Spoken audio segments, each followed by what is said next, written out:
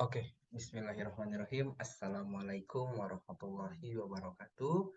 Perkenalkan, saya Rio Rizky Ramadan dengan NIM 1204060101. Saya merupakan mahasiswa dari Humas atau Hubungan Masyarakat kelas 5C UIN Sunan Gunung Jati Bandung.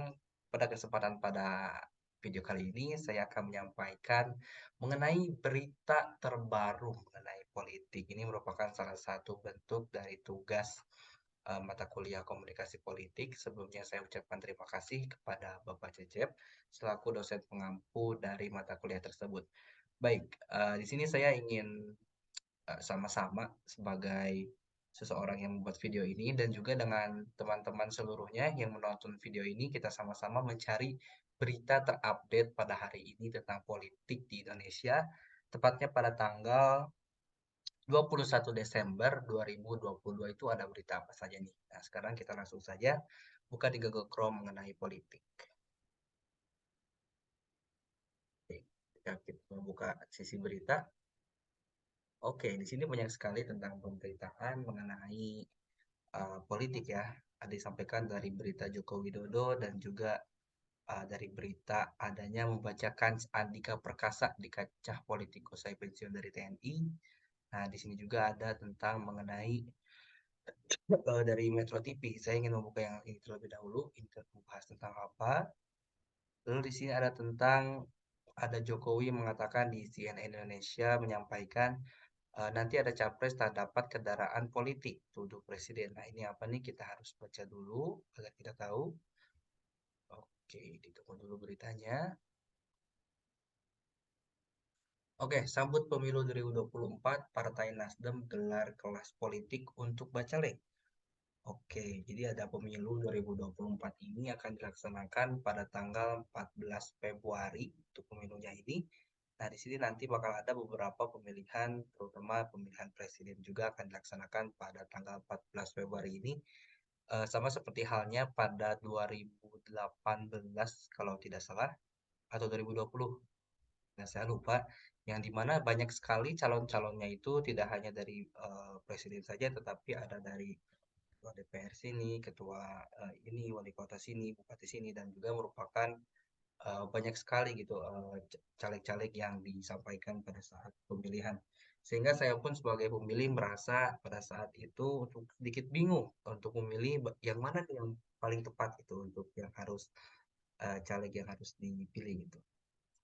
Oke, berita ini disampaikan pada tanggal 21 Desember, baru tadi banget jam 6 pagi. Partai Nasdem terus mematangkan persiapan bagi bakal calon legislatif Purnawirawan TNI dan Polri se-Jawa jelang pemilu 2024. Ratusan bacalek diberikan pembekalan politik melalui kelas pendidikan politik. Oh, jadi bacalek ini tidak hanya diberikan pembekalan seperti kampanye dan juga yang lainnya ya, tetapi diberikan pembekalan politik melalui kelas pendidikan politik. Yang dimana dengan adanya kelas pendidikan politik diharapkan para bacalek ini mengetahui tentang pempolitikannya. Nah, bertempat di Akademi Bela Negara, Nasdem Jakarta sebanyak 200 peserta menerima pembekalan dari Ketua DPP Nasdem, Willy Aditya. Materi yang diberikan seputar kepartaian dan pemahaman pentingnya ideologi partai ditanamkan ke masyarakat. Saya ingin tahu kalau ideologi dari Nasdem itu seperti apa? Ideologi partai politik Nasdem.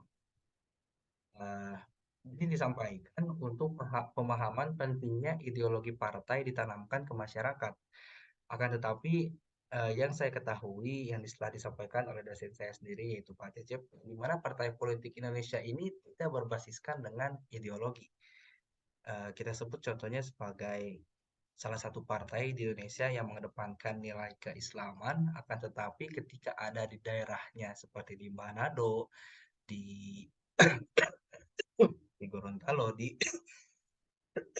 mohon maaf, di Papua dan juga banyak di beberapa daerah yang tidak mayoritas Muslim itu mencalonkan seseorang yang bisa dibilang bukan Muslim. Nah, itu perlu ditanyakan apakah berbasis dengan ideologinya atau tidak gitu ya. Oke, di sini ada dari website parlemenindonesia.org tentang Partai Nasdem. Kita lanjutkan dulu untuk yang sebelumnya. Selain Willy, Wakil Ketua MPR RI sekaligus anggota Majelis Tinggi DPP Nasdem, Lestari Murni juga memberikan kuliah umum mengenai dinamika pemilu dan manajemen kampanye. Nah, mungkin disampaikan mengenai dinamika pemilu dan manajemen kampanye ini karena pada tanggal 14 Februari itu sangat banyak sekali terjadinya gesekan mungkin ya bila kita kampanyenya tidak baik dan juga tidak termanajemen dengan tepat gitu ibaratnya. Persaingan akan semakin ketat karena banyak sekali dari partai yang lainnya pun akan melakukan kampanye, maka memang harus diadakannya manajemen kampanye dan juga harus mengetahui mengenai dinamika pemilu yang akan dilaksanakan pada tanggal 14 Februari 2024 nanti. Pendidikan politik untuk para bacalek ini dilakukan selama 3 hari pada 19 sampai 21 Desember. Oh, berarti hari ini merupakan hari yang terakhir. ABN juga akan mengundang calon presiden usungan Partai Nasdem Anies Baswedan serta Waketum DPP Nasdem Ahmad Ali. Diharapkan melalui pembekalan ini Partai Nasdem bisa menyatukan visi misi untuk meraih target Partai Nasdem di tiap provinsi di Indonesia jelang pemilu 2024 mendatang. Oke, itu merupakan salah satu pemberitaan dari metrotvnews.com, yaitu sambut pemilu 2024, Partai Nasdem gelar kelas politik untuk bacalek. Nah, sebenarnya saya ingin mengetahui dulu mengenai Partai Nasdem di sini. Visi mengembangkan, mengembalikan tujuan bernegara yang termaktub dalam pembukaan Undang-Undang Dasar 1945, yaitu negara yang merdeka, bersatu, berdaulat, adil, dan makmur. Oke, dengan beberapa misi di sini.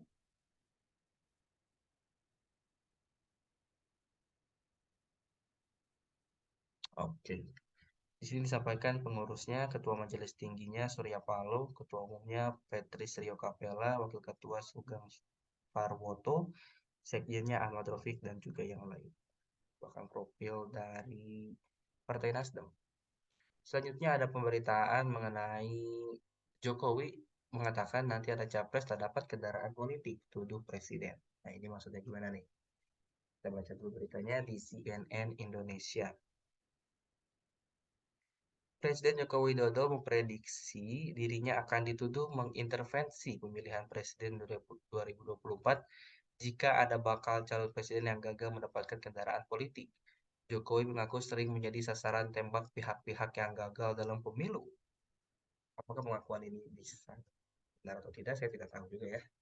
Menurutnya hal itu mungkin kembali terjadi pada Pilpres 2024. Ada lagi nanti mungkin untuk Pilpres bisa seperti itu lagi, ada orang atau tokoh yang ingin sekali dapat kendaraan supaya bisa mencalonkan, ternyata tidak bisa tuduh lagi presiden itu ikut-ikutan, kata Jokowi pada peringatan hari ulang tahun Partai Hanura. Oke, Partai Hanura di Jakarta Convention Center pada tanggal pada hari ini ya, 21 Desember. Jokowi menegaskan dirinya tak mungkin mengintervensi urusan Pilpres. Dia menuturkan soal pencalonan presiden merupakan ranah partai politik. Oke, dia pun mengingatkan tak mungkin setiap orang mendapatkan tiket menjadi capres. Dia berkata kemungkinan paling banyak ada 4 pasangan calon di Pilpres mendatang. Kalau misalkan 4 pasangan berarti 2 kubu seperti sebelumnya ya. Ini merupakan suatu battle lagi sih. Kalau misalkan hanya ada 2 yang dicalonkan, ya mungkin akan menjadi suatu hal yang menarik. Nggak tahu nanti bisa 4 pasang, 3 pasang, 2 pasang, nggak ngerti. Kalau hanya 2 pasang, yang lain nggak bisa ikut. Kalau 3 pasang, yang lain nggak bisa ikut, ujarnya. Saya tidak paham maksudnya gimana. Yang jelas intinya kalau misalkan 2 pasang itu agak seru sih untuk arus politik nantinya. Meski demikian, Jokowi tak heran jika ia kembali diseret-seret jika ada pihak yang gagal. Menurut dia, Presiden dan istana selalu menjadi sasaran tembak di setiap proses pemilu. Memang repot kita yang duduk di sana ini nggak ada benarnya terus. Orang gampang jadi ke sana, orang paling gampang nuduh ya ke istana. Oh, jadi presiden kita ini merasa dituduh ya. Kalau misalkan ada suatu hal mengenai uh, pilpres ini dan juga memang repot kita yang duduk di sana ini nggak ada benarnya terus. Orang gampang curiga ke sana. Orang paling gampang nuduh ya ke istana. Itu ucapnya pada tanggal 21 Desember. Atau tadi ya. Oke, untuk berita selanjutnya saya ingin melihat yang lain. Hmm, bentar. Vena Melinda dorong suaminya terjun ke dunia politik. Oke, kurang lebih. Nah, ini apa nih? Politik Islam dan KUHP baru ini baru 1 hari yang lalu diupload oleh VOA Indonesia.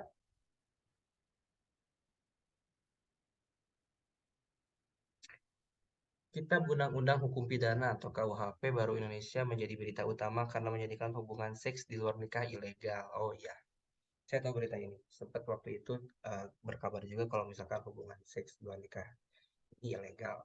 Tapi partai-partai Islam sebetulnya menginginkan hukuman yang lebih keras untuk kejahatan moral di negara Muslim terbesar di dunia itu. Ya, memang Indonesia merupakan negara Muslim terbesar dengan jumlah penduduk yang sangat banyak ini. Akan tetapi untuk keimanannya sendiri kita tidak tahu ya gitu. Apakah walaupun orang yang banyak ini akan tetapi ada yang bisa dibilang Islam KTP saja atau bagaimana kita kurang tahu. Itulah penggalan kisah negosiasi di balik layar sebagaimana dilaporkan kantor berita Reuters. Apa yang disebut undang-undang moralitas hanyalah salah satu bagian dari perombakan legislatif yang diratifikasi DPR bulan ini. Seperangkat undang-undang baru setebal 226 halaman yang menurut para kritikus mengancam kebebasan sipil, tetapi para pejabat membelanya sebagai cerminan identitas Indonesia. Di belakang layar, partai-partai nasionalis sekuler yang memegang mayoritas di parlemen sebetulnya menentang. Jadi partai-partai nasionalis sekuler ini menentang undang-undang yang lebih ketat tentang moralitas. Tetapi mereka beresiko dicap sebagai pendukung perzinahan jika bersikeras menentang. Hmm. Hasilnya adalah kompromi antara partai politik dan pemerintah, kata Taufik Basari, anggota komisi yang mengawasi perubahan itu. Kami menemukan jalan tengah tidak hanya antara partai nasionalis dan agama, tetapi juga antara liberal, progresif, dan konservatif, katanya. Oke, demokrasi terbesar ketiga di dunia ini memiliki tradisi pluralisme. Nah, demokrasi terbesar ketiga tuh, yang ke satu tuh Indonesia, yang ke satu tuh Amerika kalau tidak salah, dan yang keduanya India. Baru ketiga Indonesia kalau tidak salah. Dan Islam moderat meskipun interpretasi Islam yang lebih konservatif telah berkembang sejak tentunya Soeharto pada tahun 98. KUHP baru yang dibuat selama beberapa dekade untuk menggantikan seperangkat undang-undang era kolonial mencakup pasal-pasal yang melarang penghinaan terhadap presiden dan lembaga negara serta menyebarkan pandangan yang bertentangan dengan ideologi negara yaitu Pancasila. Oke, mencakup pasal-pasal yang melarang penghinaan terhadap presiden. Apakah termasuk dalam undang-undang ITE juga? Karena pada saat ini proses informasi di internet itu sangat cepat sekali ya. Saya pikir banyak sekali seseorang yang bisa dibilang menghina presiden kita karena memang banyak sering sekali dijadikan candaan gitu ya presiden kita ini. Itu sempat harus dipertanyakan juga mengapa banyak sekali candaan-candaan mengenai presiden kita. Apakah mungkin ya namanya juga berpendapat, Indonesia kan bebas berpendapat gitu. Sebenarnya wajar-wajar saja kan, tetapi ya mungkin karena ada pasal-pasal yang melarang penghinaan terhadap presiden ini, memang penghinaan di sini yang dimaksud tuh apakah mengkritisi dengan cara sedikit jokes atau bercandaan itu apakah termasuk terhadap penghinaan atau tidak, saya kurang tahu ya. Tetapi ya memang banyak sekali kasus-kasus yang dimana sedikit-sedikit penghinaan, sedikit-sedikit ditangkap gitu ya. Jadi memang kita harus sedikit bijak dalam menggunakan media, teman-teman YouTube. PBB telah memperingatkan undang-undang tersebut. Nah, mengancam kebebasan media, privasi, dan hak asasi manusia. Memang, karena seseorang ini kan bebas ya untuk berekspresi di media ini. Gitu. Mengancam privasi juga dan hak asasi manusia. Memang hak asasi manusia ini kan tidak diberikan oleh siapapun, diberikan langsung oleh Tuhan. Dan memang selagi tidak mengganggu dan melanggar hak asasi orang lain, itu seharusnya sih sah-sah saja. Oke, selanjutnya terbaik yang bisa dilakukan. Undang-undang moralitas tidak mengherankan paling banyak menarik perhatian dan kritik. Tetapi beberapa pejabat mengatakan undang-undang itu akan lebih keras jika partai-partai agama memiliki cara untuk mewujudkannya. Partai-partai Islam sebelumnya menyerukan hukuman penjara maksimal 7 tahun untuk hubungan seks di luar nikah dan mewajibkan siapapun untuk melakukan pelanggaran itu, kata sumber-sumber yang mengetahui diskusi tersebut. Dengan kebuntuan negosiasi hingga akhir November, partai-partai agama kemudian meminta pemungutan suara di DPR. Sesuatu yang enggan dilakukan oleh partai-partai nasionalis, karena itu berarti setiap partai harus mengungkapkan pendiriannya di parlemen. Dan mungkin juga kepada publik, kata Muhammad Nasir. Oh, Muhammad Nasir Jamil dari Partai Solidaritas Islam. Oke, masalah ini sangat sensitif di kalangan umat beragama, katanya. Hmm. Dalam pembentukan undang-undang tersebut, tim profesor hukum telah membuka Kamus Besar Bahasa Indonesia yang mendefinisikan zina sebagai hubungan seks di luar nikah, bukan hanya perselingkuhan dalam konteks hubungan suami istri. Definisi itu sekarang menjadi hukum. Oke. Pasal-pasal lain mengkriminalkan kohabitasi, kumpul kebo, antara pasangan yang belum menikah, mempromosikan kontrasepsi pada anak di bawah umur, dan aborsi, terlepas dari kasus yang terkait dengan pemerkosaan atau kendaraan darurat medis. Indonesia berusaha membuat undang-undang sendiri berdasarkan nilai-nilainya, kata Guru Besar Hukum UI Kristuti Harkrisnowo, salah satu tim penyusun. Menangkal serangan partai Islam, tak satupun dari partai-partai nasionalis yang mendominasi koalisi yang berkuasa menyukai klausul moralitas, tetapi akhirnya menyetujui presi yang lebih ringan, kata Wakil Kepala Staf Presiden Joko Widodo, Jalewasri Pamodawardhani. Kompromi yang dicapai dalam versi final membawa hukuman maksimal 1 tahun untuk hubungan seks di luar nikah dan 6 bulan untuk kohabitasi. Kohabitasi ini kumpul kebo tadi ya. Pelanggaran yang dicurigai hanya dapat dilaporkan oleh pasangan, orang tua, atau anak yang diharapkan para pejabat akan mencegah penggerebekan polisi dan perundingan oleh para pejuang moral. Oke. Hmm.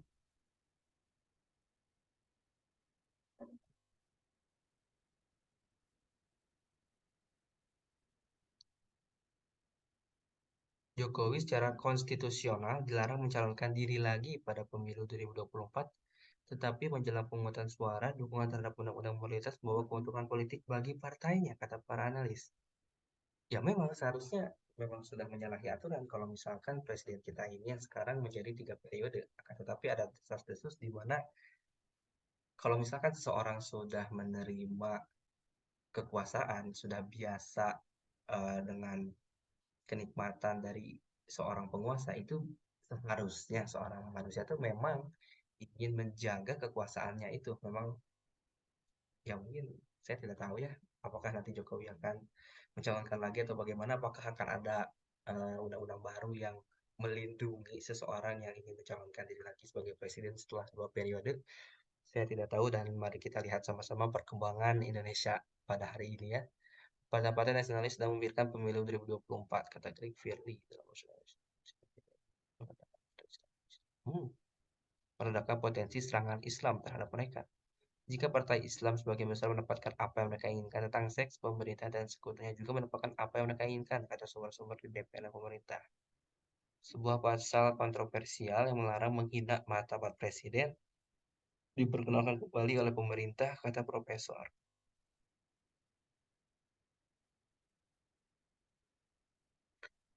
Pelanggaran yang menurut sumber itu tidak didukung oleh Jokowi sendiri, hanya bisa dilaporkan oleh presiden.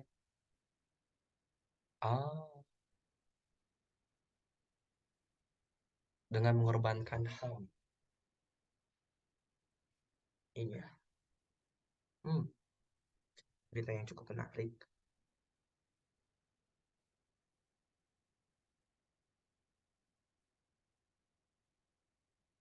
Oke, coba kita lihat. Nasdem dukung Andika Perkasa berjuang di politik, ada tempat spesial. Tahu saya TNI itu udah ganti itu. Sorry. Jenderal TNI uh, berganti. Oh, sekarang dijabat oleh Laksamana TNI Yudo Margono yang berasal dari TNI Angkatan Laut, yang resmi dilantik oleh Presiden Joko Widodo pada tanggal 19 Desember 2 hari ke belakang. Dan ya langsung sekali ya, Andika Perkasa ini dulunya merupakan salah satu jenderal dari TNI juga yang baru digantikan oleh Laksamana TNI Yudo Margono. Nasdem dukung Andika Perkasa berjuang di politik. Ada tempat spesial. Nasdem lagi ya, yang sering mengusung kan. Mari kita lihat. Ketua DPP Nasdem Willy Aditya mengatakan mantan Panglima TNI Jenderal Andika Perkasa memiliki tempat yang spesial bagi partainya. Menurutnya tempat spesial itu terkait dengan perjuangan politik Partai Nasdem. Willy mengatakan hal tersebut akan jadi lebih terbuka mengingat Andika sudah purna tugas dari jabatan Panglima TNI. Pak Andika punya tempat spesial bagi kita dan tentu untuk berjuang di politik. Karena Pak Andika sudah purna tugas dan itu lebih terbuka. Ya, memang sudah purna tugas. Dia mengaku Nasdem akan menjalin silaturahmi, dengan Andika guna membahas perpolitikan seusai menantu mantan Kepala BIN AM Hendro Priyono itu memasuki purna tugas di TNI pada 1 Januari 2023 mendatang. Habis inilah mungkin ya habis tahun barulah nanti bagaimana obrol dengan Pak Andika. Ya silaturahmi, oke. Ini Nasdem dekat juga untuk nyabet-nyabet seseorang yang memiliki track record yang sudah ada di salah satu institusi ya. Andika sudah turun dari jabatan Panglima TNI karena akan memasuki masa pensiun. Posisinya di Panglima TNI digantikan Laksamana Yudo Margono, ya yang tadi 19 Desember diangkat.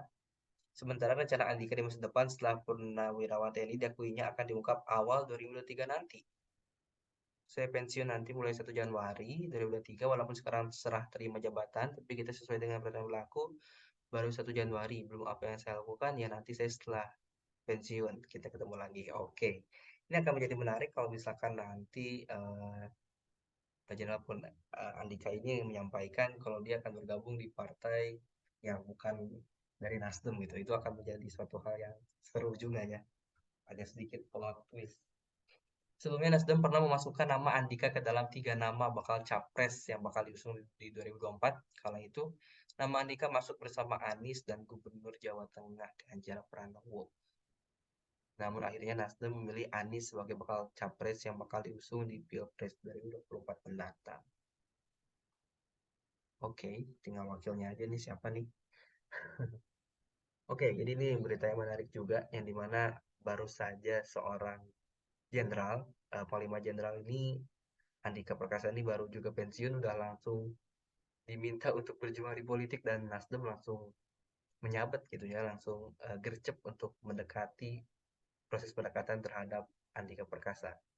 Dan ya Andika Perkasa sendiri mengatakan planningnya itu akan disampaikan pada 1 Januari di mana dia sudah benar-benar pensiun. Oke, ya masih banyak berita pada hari ini dan ini akan selalu update. Mohon maaf sedikit lagi ya batuk.